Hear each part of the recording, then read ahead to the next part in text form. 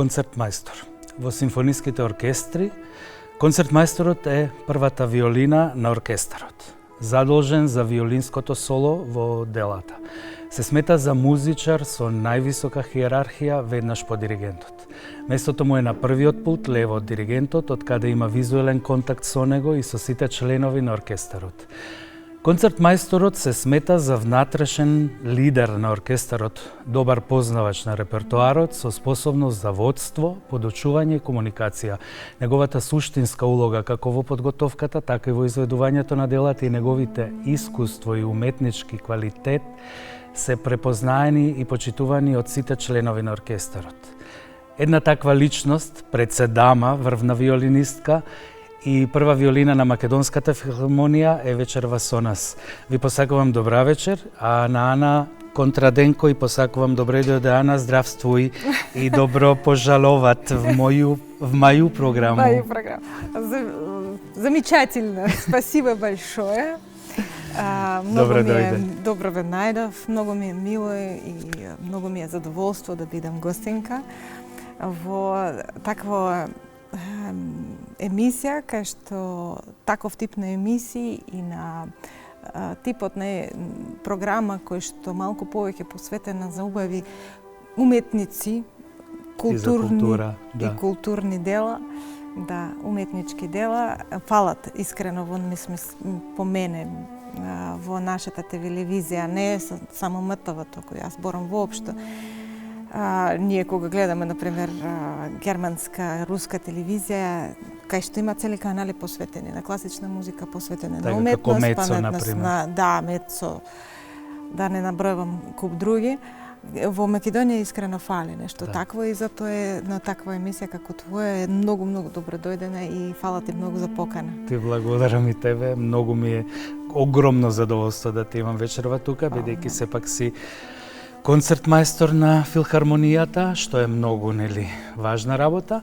Ајде ке почнеме од почетокот. Родена си во Новосибирск, град кој што е направен првично како град за живење на оние мајстори кои ја правеле Транссибирската пруга. Мислам дека не ни беше во план како град. Тоа беше како прво село, пренокеваште на тие што... пренокивалиште точно за тие работници, така. Така. И затоа, реално, долго време Новосибирск немаше ни план како град, ни стилски, ни улици, која ќе видиш малку Новосибирск, посебно е центар малку хаотичен, за разлика од, не знам, Париз или такви големи градови како Лондон, Нью Йорк.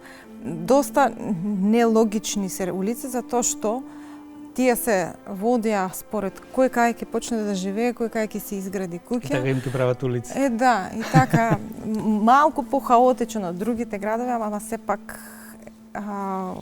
Но сепак е сега еден од тој е трет град по големина во Русија. Тој беше најбрз град што порасна во милионски град. Так. Чикаго беше пред тоа. И Новосибирск, мислам дека за едно неполни 70 години порасна во милионски град.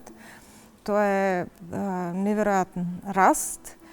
Имате театар поголем од мислам дека најголем во Европа. Најголем во Европа? Мислам, ако не подалеку. Ама мислам дека е најголем во Европа и за тој град, за тој театар исто интересни има приказни дека е отворен 2 дена после победа. Тоа сега баш ко прави 80 години, 80 години театарот. И со нашиот најважен празник по Русија, Денот на победа. И граден и работено на него во најтешките години, кога беше евакуација, таму се префрлеа делата уметнички од Ермитаж и од Третјаковска галерија, значи од сите најважните уметнички дела беа префрлени, евакуирани како луѓе во театар, да, со се големиот дел од уметници. Какво ти беше детството? Како мала, бидејќи извини, имаш спомнато дека свириш виолина од 4 годишна возраст, така? Да, детството ми беше јас се родев од центар на град, Новосибирск, ама одма после раѓање се преселевме во тоа е научен дел од градот Новосибирск, оддалечен 40 километри од центар, бидејќи татко ми и мајка ми се научници. Татко ми беше физичар, мајка ми неврофизиолог и работеа таму во институти, научни институти. Тоа е дел од град специјално граден за научници и за да се изгради еден од најголемите универзитети во Русија, познат многу универзитет, и покрај универзитет има многу научни институти и некои од нив не се ни знаат на што се работи. Значи, кога се отворија некои досија после ладна војна, едно од првите цели за бомбардирање за не дај Боже војна во Америка беше имено нашиот дел од нашиот град, Академградок се викаше, академски град.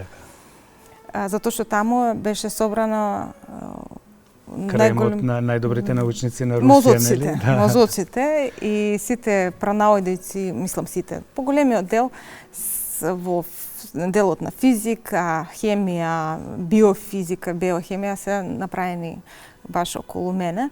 И во таква атмосфера сум растена, не е музичка. Ама интересна сепак. Да, тоа е посебен дел од свет, посебен свет за себе, да. И бидејќи специјално направен тој дел од градот далеко од центар, за да може да се направи градот во шума, буквално. Ние многу наоколу има зеленило, најмалку што може гледале градители на тој дел да искорнат дрвја за да се гради. Значи ние буквално можам да кажам дека живеевме во шума, во зеленило и секогаш ми фали тоа малку. И од сето, од таа физика, нели, био... И сега како стигнав како стигна до виолината. Добро, Русија е позната по музика и... Новосибирск во тоа време беше центар на виолинска школа. Така се дојде, така судбината се одреди, дека во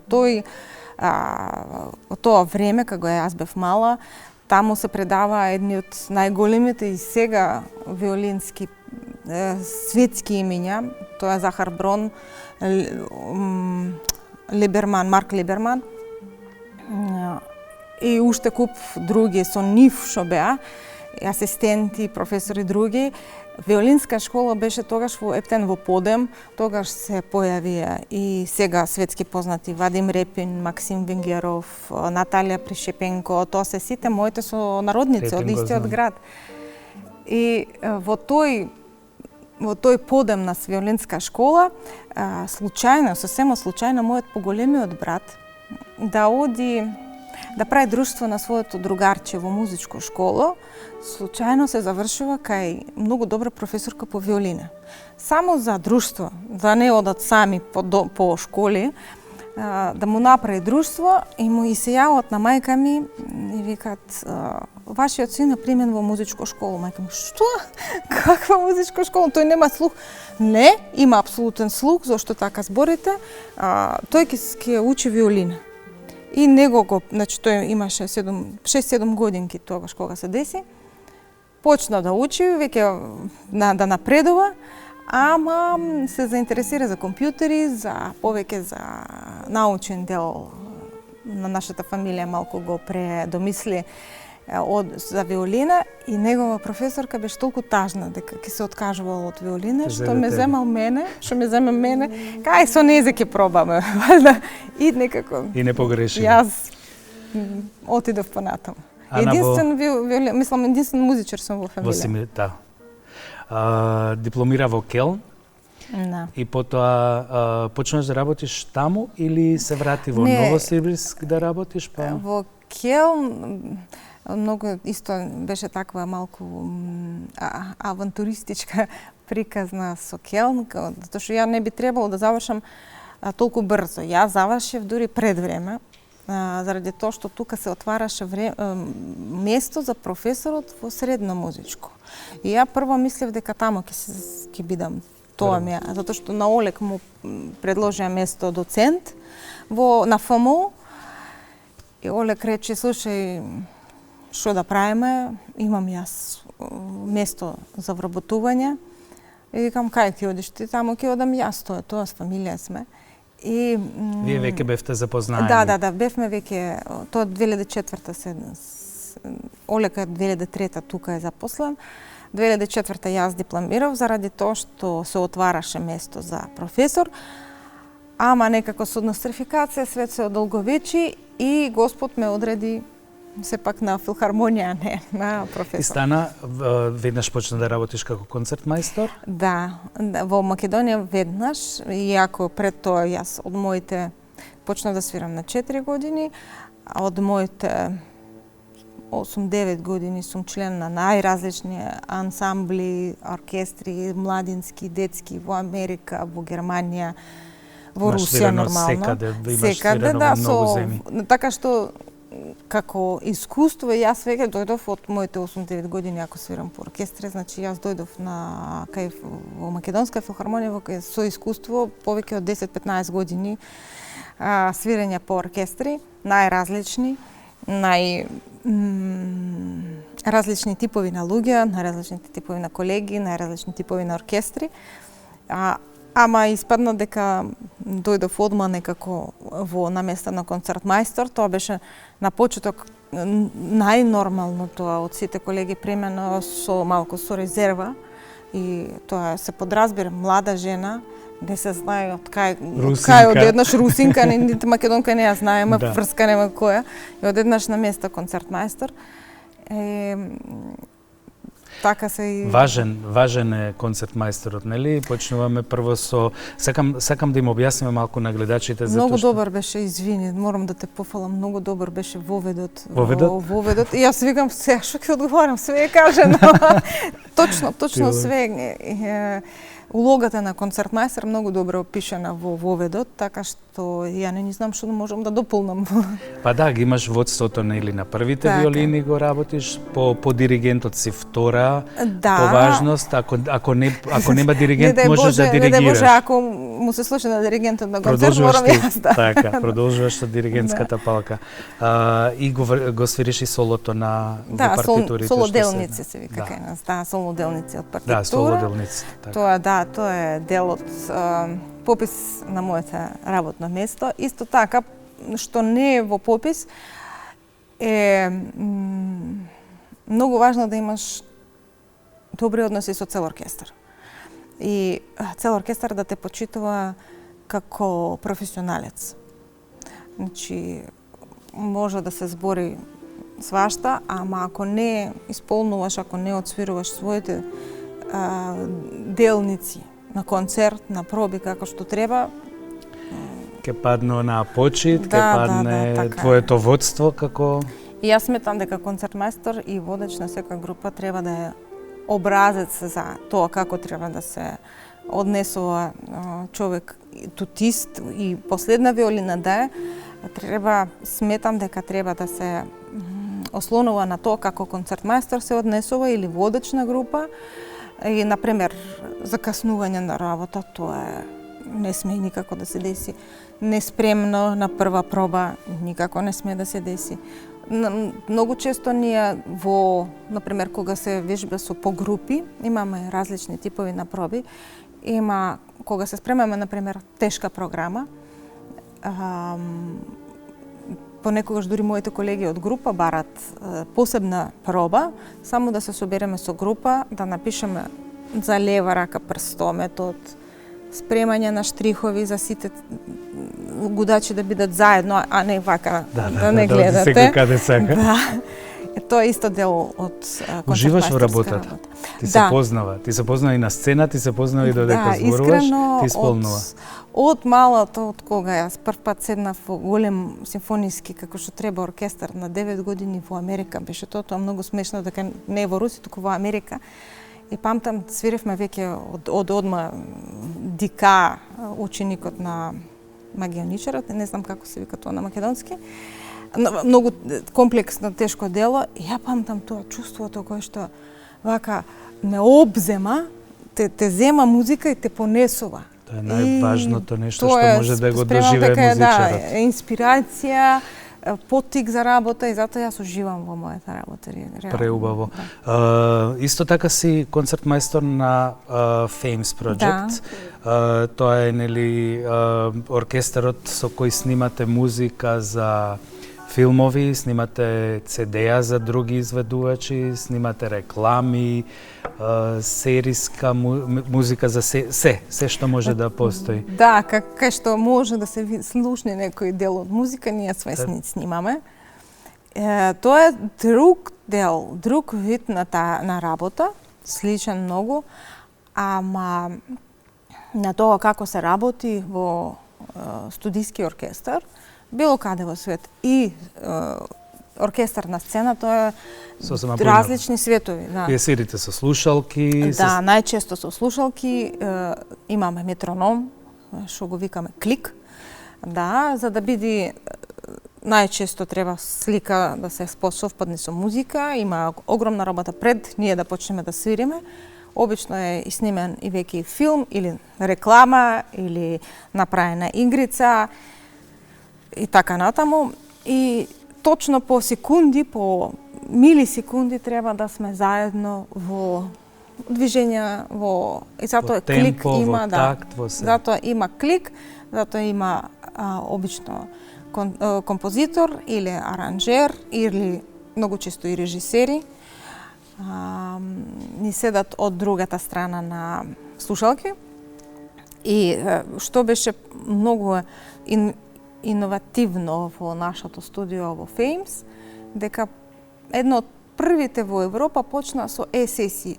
E-сесии е тоа кога оркестар во Македонија, диригент во Македонија, звукорежисер може да биде секаде во свет, во Америка, композитор во, не знам, Јапан, така и сите одеднаш на едно место во Македонија конектирани со диригентот и се продуцира и одма се испраќа продукт кај што треба. Во истиот момент Во истиот момент, да. И може утре да се извади веќе филм и мислам да се искористи музиката. Јасно. Имаш имате освоено награди. Имаш освоено ти лично награди, имате освоено награди со Fames. Едно е моите награди по надпревари. Јас сакав да спомнам дека нашите надпревари како музички надпревари за музичари и изведувачи е вид на, ја би кажала, саем. И не е секогаш наградите се важни. Важни се конекции што се прават на тие надпревари. Многу често професори што седат во комисија си наоѓаат некои студенти и обратно студенти одат на надпревар не за да победат, туку за да ги слушне тој професор и да ги земе. Зборам тоа кујната внатрешна што нормално сите сакат да победат, ама освен надпреварувачки дух, таму има и, ја би кажала, пазар малку. И сите награди се важни во кариера,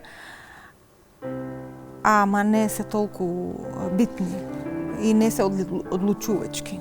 Мислам дека е љубовта таа што ја спомна до пред малку, дека е најважното за да се треба биде да се исполнува тоа. Дали имаш некој посебен некоја посебна љубов кон, да речеме, дело некое или некој композитор што те прави посрекна кога работиш, кога свириш? Интересно, сакам да кажам, да, имам, нормално дека имам мои фаворити кои што и за себе слушам и сакам да ги исполнувам.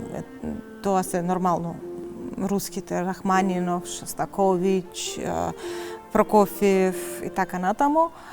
А од европските, светски, најмногу ми се допаѓа Вивалди. И да свирам и да слушам, затоа што никогаш не ми досадува Вивалди. Нормално, наше се е Бах.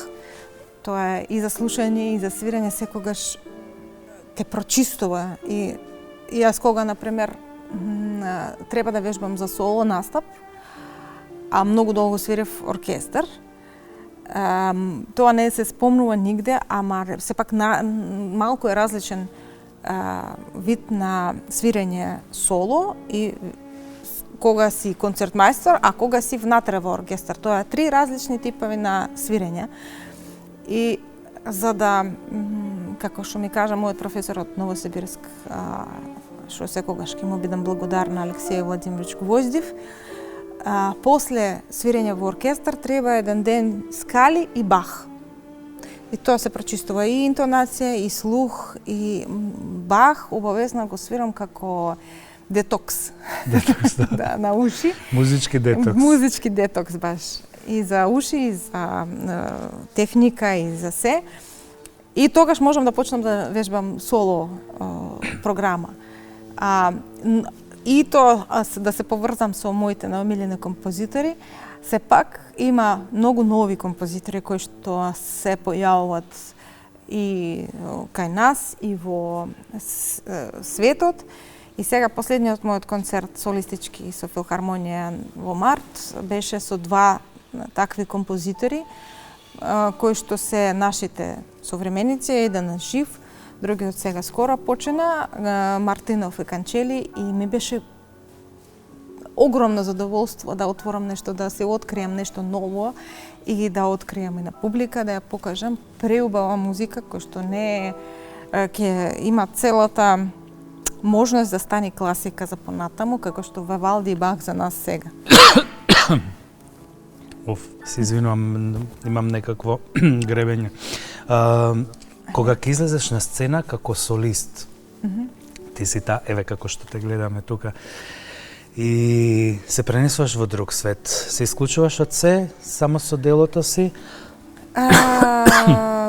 Добро прашање, мислам дека тоа многу е лично, многу секој се прави за различно. Конкретно јас и на моето, кога имав класа на малите, со малите виолинисти,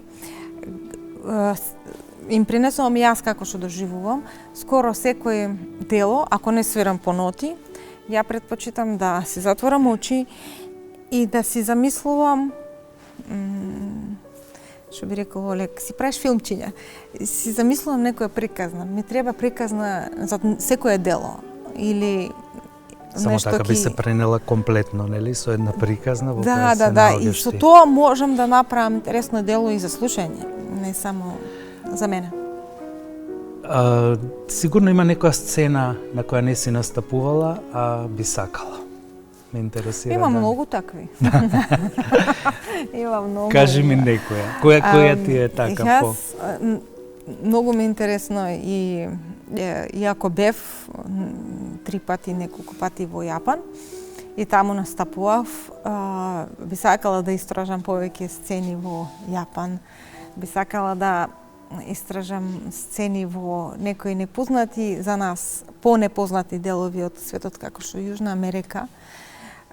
Или додуша во Бразил и бевме на турнеја со младински оркестар од Новосибирск и памтам, така ми остави многу добар впечаток публиката, топлината на луѓето тамо и едни од...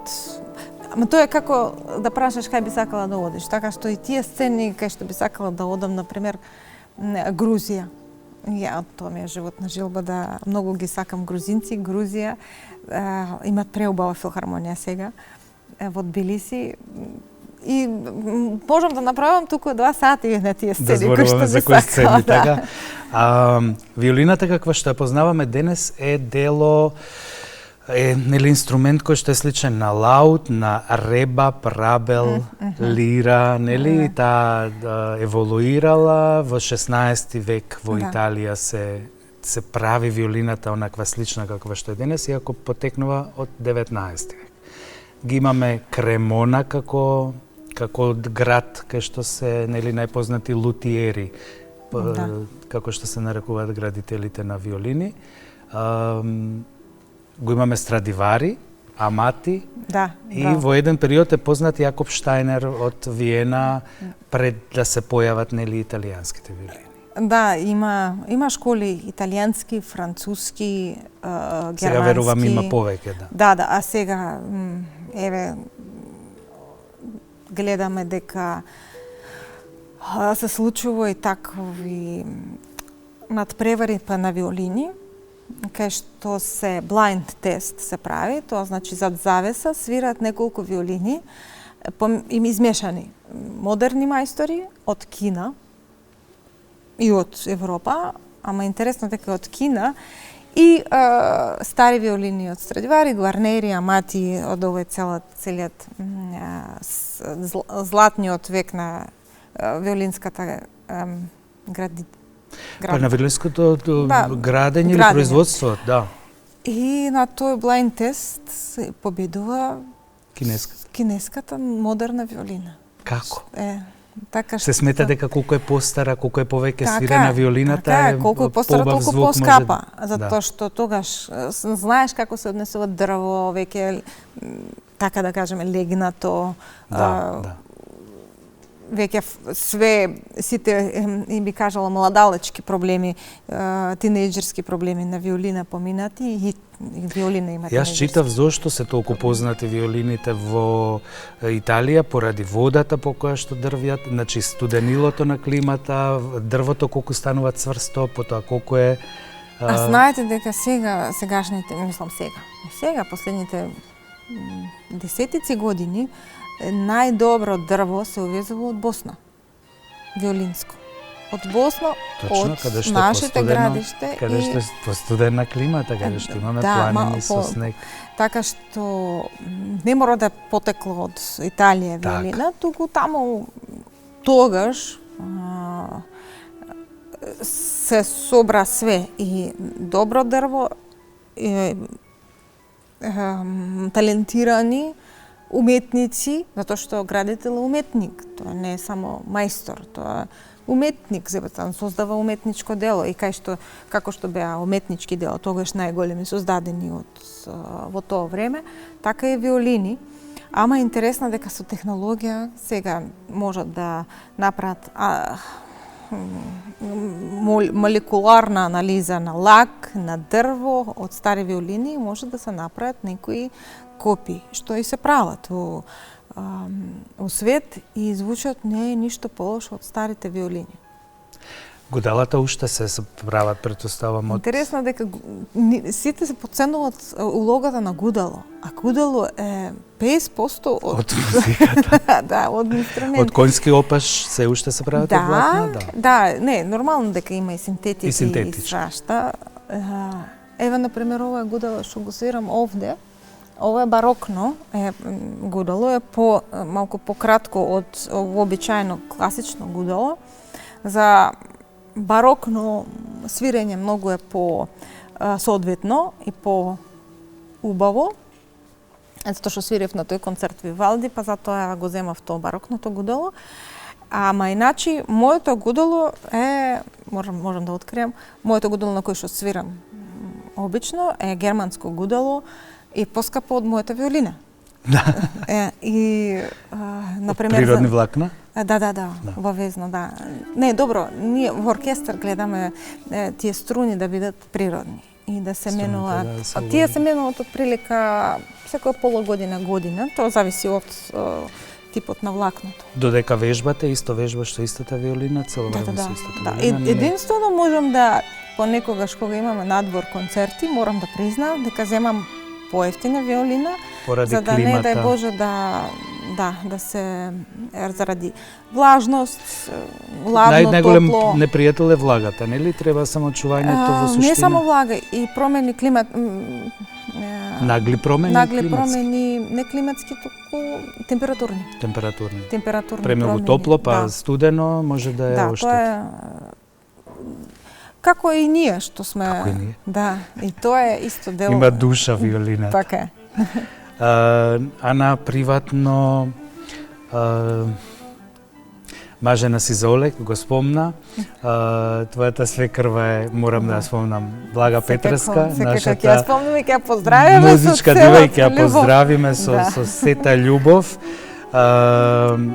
Дома сигурно ви е весело? Да, многу ни е весело дома, ама интересно беше во нашата фамилија дека реално ве препознаваат по неа. Да, добро. По неа сега е помала. И помалата керка, така? Што е тиктокерка. И сега во Москва. Прво бев снаа на Блага Петреска, сега сум мајка на Летица, така што никој не ме препознава како... Не долета бумбар некој. Ако. И тоа живо. И сакав да кажам дека сите мислат дека ние по дома само пееме, нешто слушаме, нешто свириме. А уствари ние едва чекаме да дојдеме дома и тишина. И да се одморите од секаков звук. Ние пред неколку години, во 20-та да беше корона, се преселивме во надворот центар, во Злокуќани, баш од тие причини. Премногу бучно не беше позади универзално. Нормално. И се преселивме во Злокуќани, кај што е само птици, што вика Блага, вика јас во вашиот санаториум не одам. Ме треба љубов, ме треба народ, треба да со комшикава сабале да напијам, да се напијам кафе. Премногу енергична за такво место. И затоа таа не сака во вашиот санаториум не одам. И само на гости понекогаш доаѓа, ама сакам да кажам ние не баш сме весели по дом, мислам весели сме, ама не слушаме цело време музика, не пееме. Затоа што сакаме да одмориме, посебно кога ќе дојдеш. А слушате ли друга музика освен класична? Јас многу сакам кога работам по дома, најчесто се пуштам барокна музика, не знам зашто.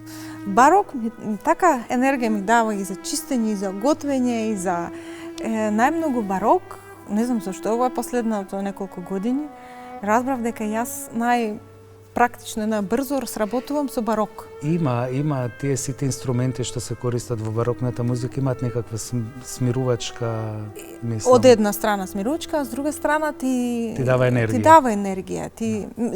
Барем мене така, тоа не мора да значи. Нормално слушам и джез. Како имаат клавичембало, многу има. Да. Тие сите стари инструменти многу ми се. Или контратенори, такви гласови. Контратенорите се многу интересни, што сега во модерна музика многу ретко се употребуваат. И преубави има арии, преубави има мелодии во барок. Затоа кажувам дека Вивалди ми е еден од најмилените, што ја не слушнав ништо од Вивалди што би било досадно и неубаво. И нормално слушам секаква друга музика и Олег се интересира и за естрада и слуша. Додуша, ние имаме малку мана со тоа што одма слушаме. Одма анализираме тоа што слушаме. Тоа мајка ми е спомнав нейрофизиолог, имаше едно истражување и мислам дека дури докторски степен незен, доктор по науки, беше една од темите за жени музичари. Таа ги не истражуваше преку електроенцефалограма. И како реагира мозокот на музичар на музика. И вика, вие музичари, професионални музичари, најстигнати сте кога слушате музика. Тоа е страшно нешто, за да се опуштите мора да мрдате со прсти и тогаш сте како во вашиот свет, затоа што веќе свирите.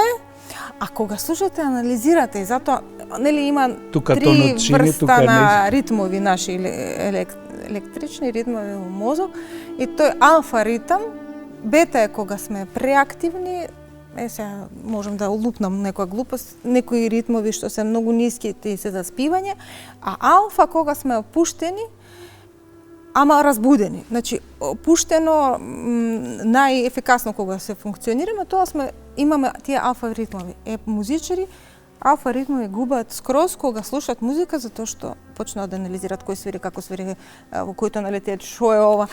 Дали има фалш, дали? Почнуваме да мрдаме со прсти, одма се опуштаме.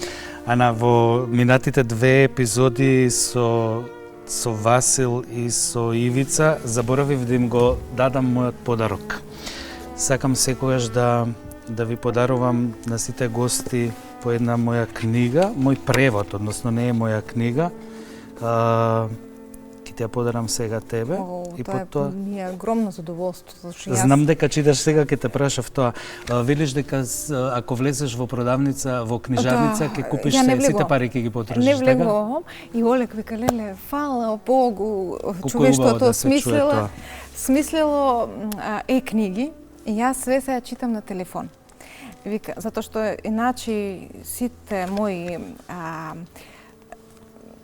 потреби од книги, тоа 2 стана нема да не бидат доволни за да ги наполнам. Ќе треба една соба во злокуќени за тоа да си направите. И фала многу. Повели, книгата е многу убава, ќе видиш. Најдобар подарок е секогаш.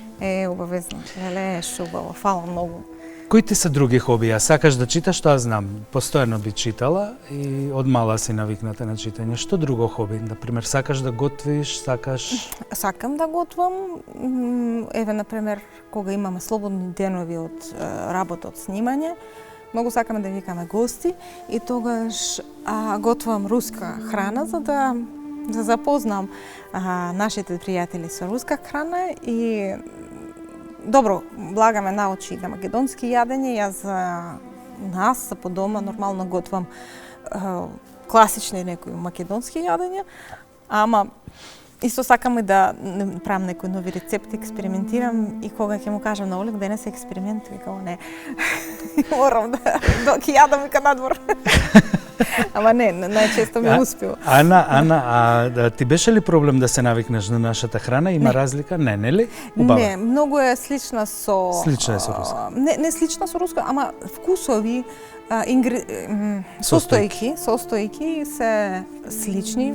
Тука се компир, тука е месо, тука е леп. Тука е цвекло. Да, тука е цвекло. Тоа ми е една слабост.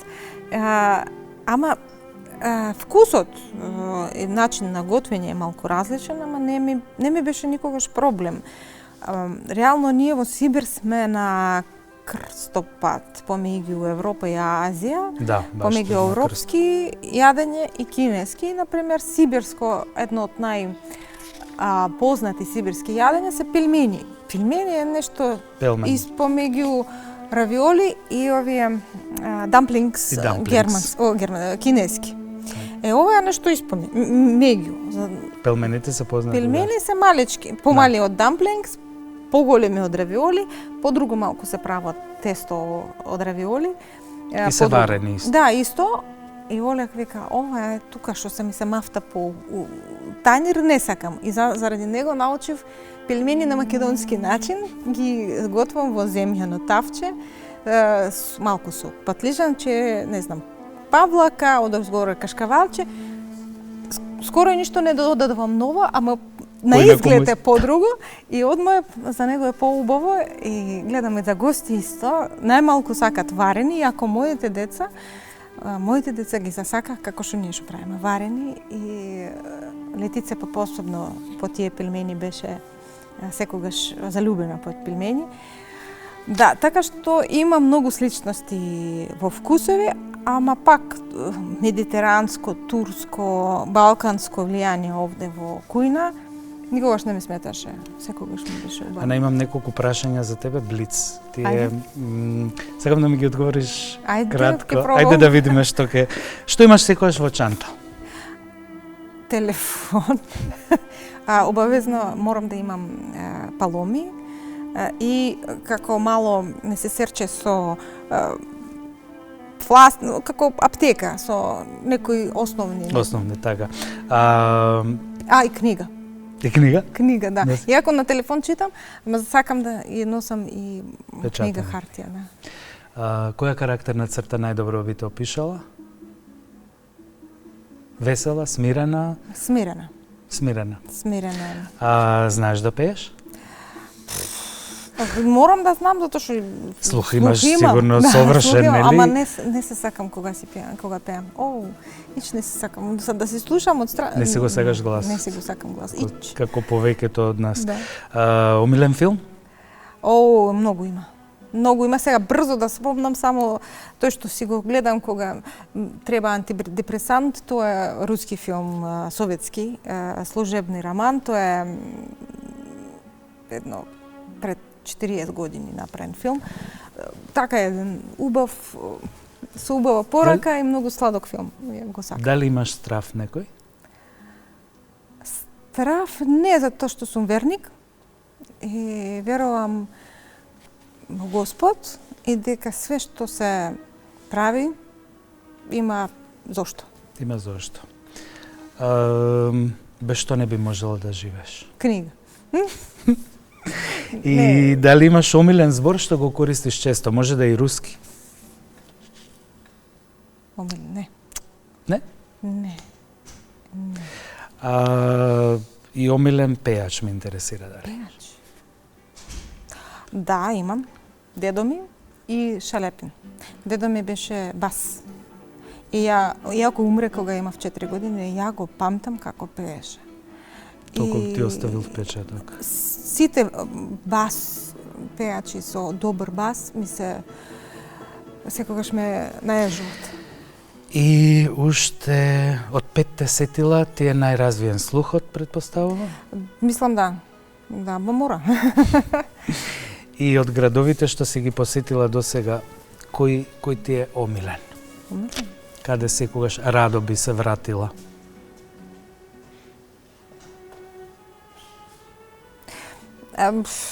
Можам да кажам, немам омилен, немам ни најомразен. Не знам зошто вака ми доаѓа Охрид, како Охрид еден е од градови што секогаш со Еден од најубавите градови што ги одам. познавам. Да. И Олег прво таму ме однесе пред Скопје и се залюбив во државата преку Охрид. Ама вака да кажам некој најомилен или најнеомилен, можам да кажам неколку градови кај што би сакала да одам, ама најомилен немам. Како што немам ни најомразен. Ти благодарам за учеството. Толку, за жал. Не, И мене. Да. Ништо не зборевме. Ништо не зборевме. Мислам дека ќе треба да повториме, нели? Имам уште една емисија. Со задоволство. Јас исто радо ќе те поканам. Ќе ти се заблагодарам многу Фала ти многу и за книга и за покана. Ништо, драго ми е, ќе се Супер. видиме повторно Обавезно. секако, ќе се видиме и приватно, ќе се видиме вака. На публиката што не гледа денеска и благодарам за вниманието. Можете да не гледате и во репризниот термин секој четврток во 13:30 часот или на YouTube каналот. Ќе ви посакам убава вечер и како и секогаш што ви посакувам до следната емисија бидете среќни и насмеани.